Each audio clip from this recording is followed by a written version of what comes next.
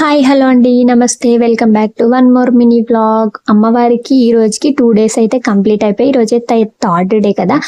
అమ్మవారికి 9 రూపాయలు ఎలా వచ్చాయి, నేమ్స్ ఎలా వచ్చాయి, అలాగే మేమేం ఒక్కొక్క ప్రాంతంలో ఒక్కొక్క నేమ్తో అయితే పెట్టుకుంటారంట. మా దగ్గర అయితే ఫస్ట్ డే సెకండ్ డే ఎలా చేసాము, ఏం చేసాము అనేది ఈ వీడియోలో అయితే చెప్తాను. లాస్ట్ వరకు వీడియో స్కిప్ చేయకుండా చూడండి. అలాగే వీడియో నచ్చితే లాస్ట్లో లైక్ చేయడం మాత్రం మర్చిపోద్దు.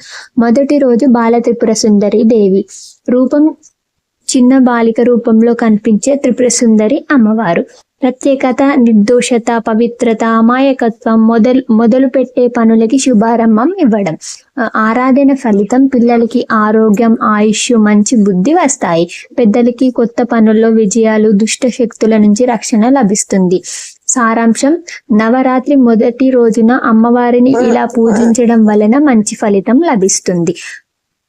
రెండవ రోజు గాయత్రి దేవి రూపం 5 ముఖాలు 10 చేతులు గల వేద మాతగా చిత్రీకరిస్తారు. ప్రతి ముఖం ఒక వేదాన్ని సూచిస్తుంది. ఋగ్వేదం, యజుర్వేదం, సామవేదం, అథర్వణ వేదం, పరమాత్మ తత్వం.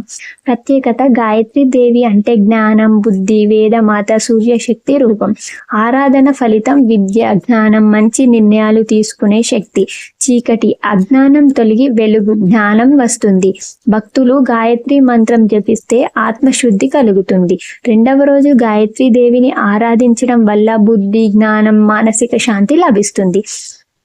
2 రోజుల గురించి అయితే తెలుసుకున్నారు కదా. 3వ రోజు, 4వ రోజు అట్లా అన్నీ తెలుసుకోవాలంటే ఖచ్చితంగా మన ఛానల్ని అయితే సబ్స్క్రైబ్ చేసుకోండి.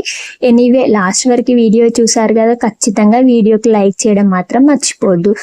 Thank you, bye bye.